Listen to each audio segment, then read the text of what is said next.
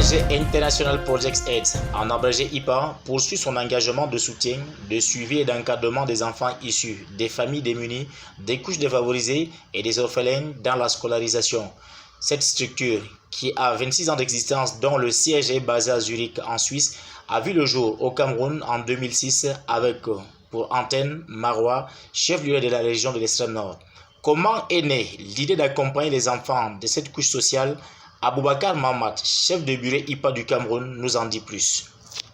L'ONG IPA, IPA veut dire International Project Aid. C'est une ONG de droit suisse. Ça veut dire que son siège est basé à Genève, qui a 26 ans d'existence, intervient en Europe et en Afrique subsaharienne, donc dans deux pays, le Cameroun et le Malawi.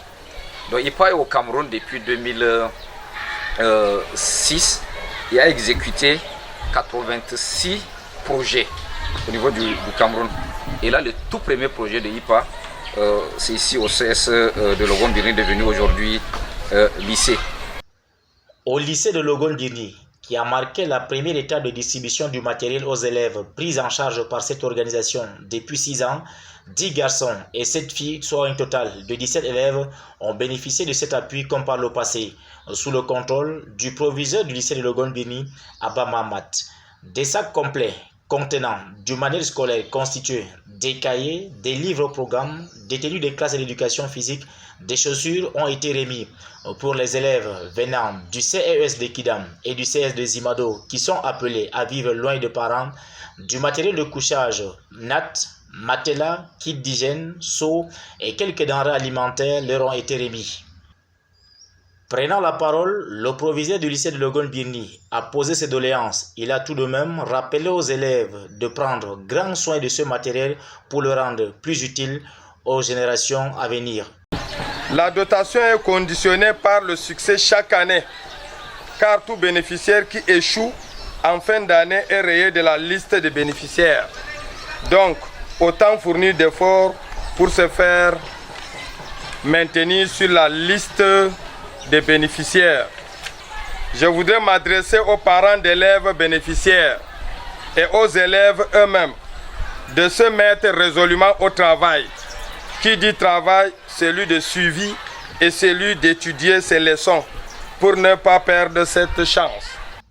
Ce don va galvaniser davantage les élèves à plus d'ardeur au travail et contribuer à l'amélioration des conditions de leur étude afin de rehausser les résultats à la fin de l'année pour maintenir leur place dans le train qui a quitté la gare depuis les classes du CM2.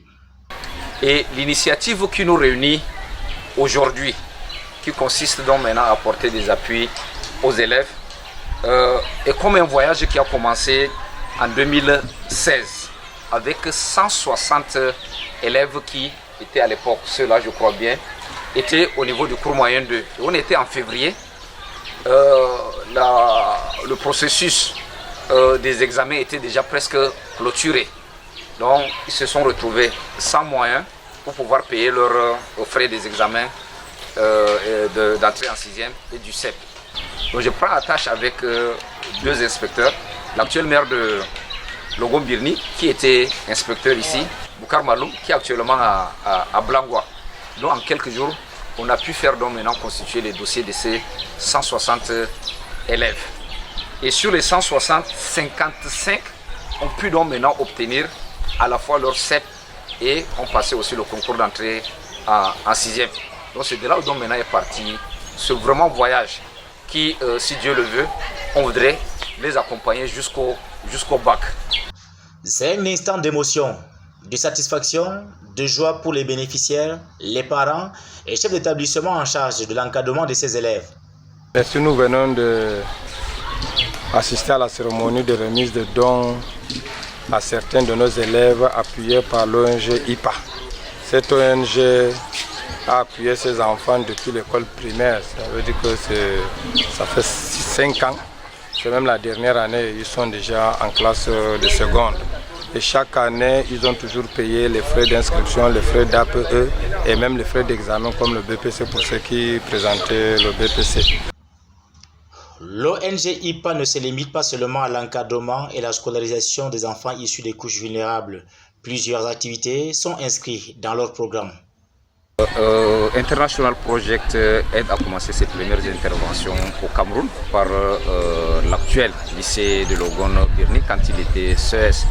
Et son intervention a porté sur la réhabilitation et l'équipement d'un bâtiment de 2 salles de classe, la construction d'un forage et la mise à disposition également de cet établissement de livres et la réhabilitation d'un bloc de latrines.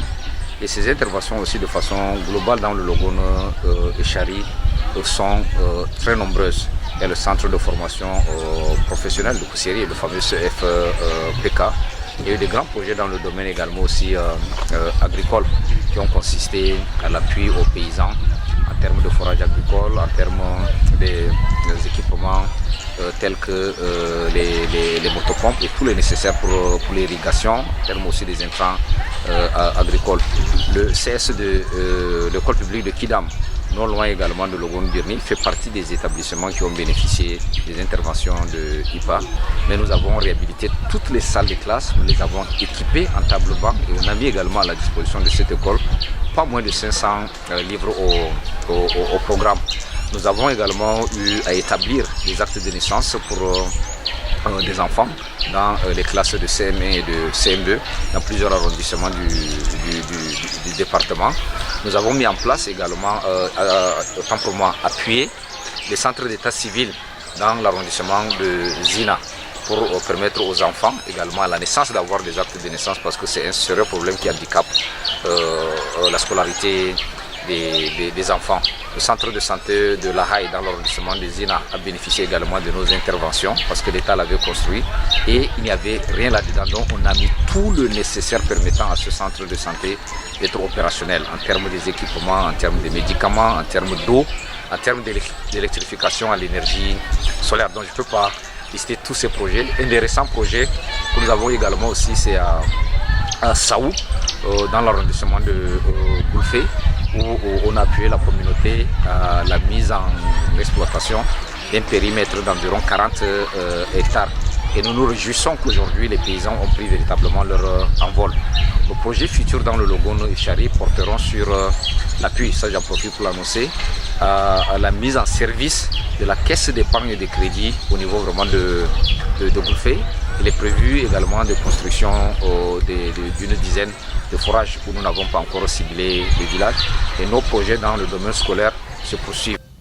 À Logon-Birni, c'est avec un sourire que élèves, parents et enseignants disent au revoir aux donateurs après une photo de famille. Place à la sérénité, l'abnégation et au travail.